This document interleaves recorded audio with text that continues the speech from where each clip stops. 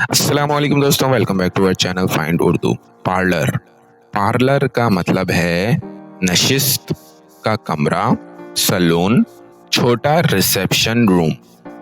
Parlour का मतलब है एक छोटा कमरा जहां मेहमान बिठाए जाते हैं या किसी खास काम के लिए जगह होती है, जैसे ब्यूटी पार्लर जहां लोग ग्रूमिंग करवाने जाते हैं। पहले के दौर में घर के फ्रंट साइड पर एक पार्लर होता था जहां मेहमानों को बिठाया जाता था। She opened a small beauty parlour in her home. उसने अपने घर में एक छोटा ब्यूटी पार्लर खोला। तो दोस्तों, पार्लर का मतलब है छोटी जगह जहां मेहमानों